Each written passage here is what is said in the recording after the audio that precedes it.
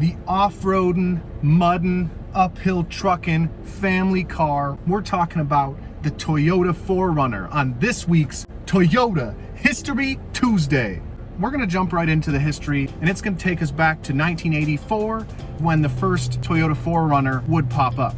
But before we get there, Toyota had begun to be known worldwide for its ability to make reliable off-roading vehicles because of the Land Cruiser since its culmination in 1951 and development beforehand, but also their Helix truck. Now the Toyota Helix, we call it the Toyota Tacoma, although it has its roots in the Helix, is the Toyota pickup truck that was known for its abilities to basically be indestructible. There's footage of it out there being submerged in water, being set on fire, being crushed by wrecking balls, and these Helix trucks would not die. They would just keep running, and that's something that Toyota is very well known for. So with that being said, this takes us to Jack Safro in 1980. This individual was a Toyota dealer based out of Wisconsin, and he looked at the Helix truck. He liked the off-road capabilities, he liked the rugged reliability, but it's cold in Wisconsin, and he wanted the ability to bring more than a couple passengers, maybe his dogs or other things, in his truck without them just having to sit open in the bed during the winter months. Weirdly, he reached out to Winnebago, and Winnebago offered to make plexiglass covers for the Toyota Helix and to put in seats and allow them to be warmed.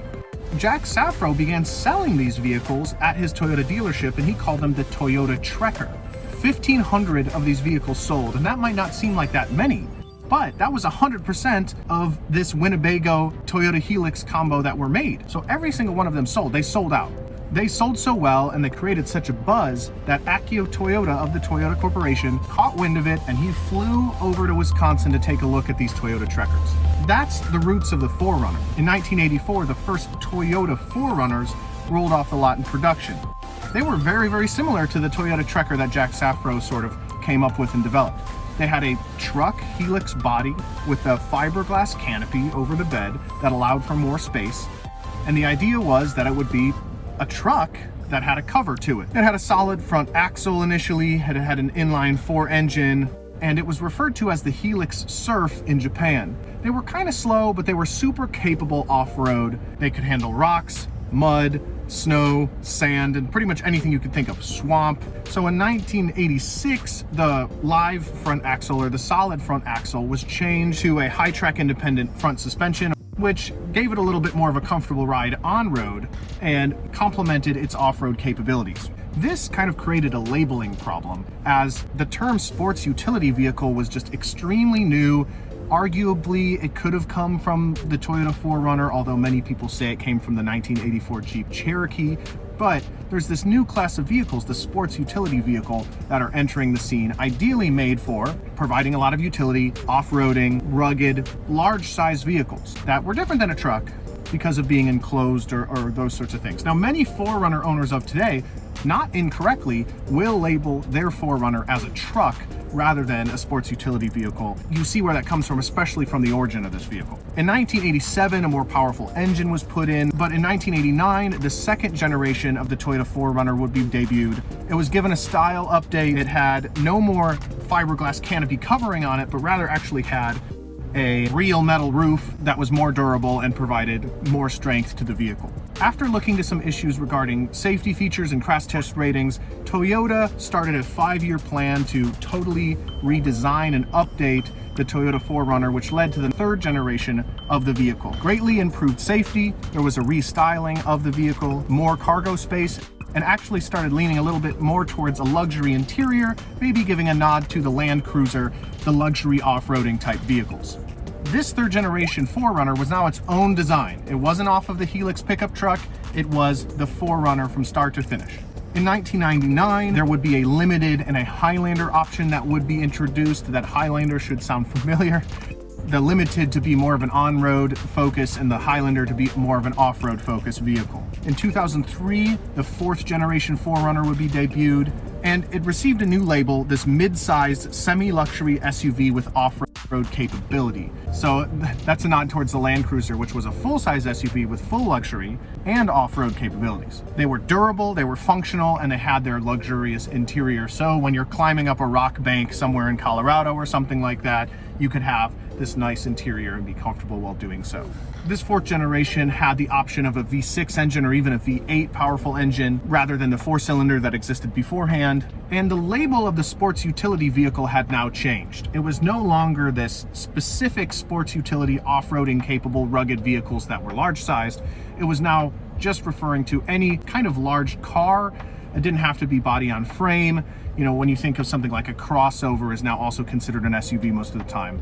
But the 4Runner did stay true to its off-roading sports utility vehicle roots, continuing to be off-road capable and featuring things stock like auto leveling, high adjustable air suspension, and skid plates. In 2009, the 5th generation 4Runner debuted. I think the stylization of this vehicle is one of my favorites, with, I call it the crying eyes, but the feature of the dark lines underneath the headlights. And now in this time period in 2009, the SUV was the best-selling class of vehicle.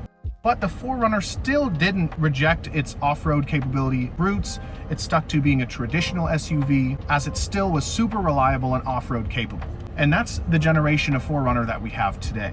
The 4Runner itself has won quite a few awards, but some of the ones I want to feature for the purpose of this video is Kelley Blue Book's Best Resale Value from 2013 all the way to 2020. These vehicles hold their value not only because they're a Toyota and they're extremely reliable, but also they remain in demand. In Digital Trends publication gave the 4Runner the most reliable off-roader, but it also appeared in 2 different lists. US News and World Report's Best Off-Road SUVs in 2020, the 2024 Runner was featured, and CarBuzz has it listed in the best off-road vehicles for 2020 as well. So still being an SUV that some argue has leaned away from off-road capabilities, the 4Runner definitely doesn't have that apply to this vehicle specifically, as it is extremely off-road capable. And that brings me into the vehicle that I'm sitting in right now. This right here is a 2019 upgraded 4Runner. A lot of people, if they really want to lean towards off-roading vehicles, typically give upgrades to their vehicles after purchase to give it custom wheels or upgraded tires and all these sorts of things. But this vehicle sitting on lot right now, this 2019 4Runner, has the following upgrades to basically make it ready to roll off the lot and then roll up a rocky embankment or across sands or through a swamp or whatever you may want to take it in. It has a 3-inch lift on top of the lift that comes stock. It has the NFAB Nerf bars. It has custom wheels. It has upgraded tires. It has leather interior seating. It has a hood LED light bar. It has pocketed fender flares. It has a custom window tint and has a scratch kit. Now this vehicle is sitting right here in front of Fred Haas Toyota Country, and you'll see it. They've got massive tires. It looks like it's ready to climb a mountain. So if you're interested in this vehicle, you can give us a call here at 281-357-4000. You can schedule your test drive, and this is a brand new vehicle and it is looking for an owner. And man, it makes me sad to see it sitting here and not off-roading somewhere. Our location is at 22435 Texas 249 Houston. Swing by. You don't necessarily have to have an appointment, and we can schedule that test drive or put you in this vehicle to drive it around, and you're gonna love it. It's a really capable car. Thank you so much for watching. Again, my name is Mitchell, and join us next Tuesday for another episode of Toyota History Tuesday. Thanks a lot.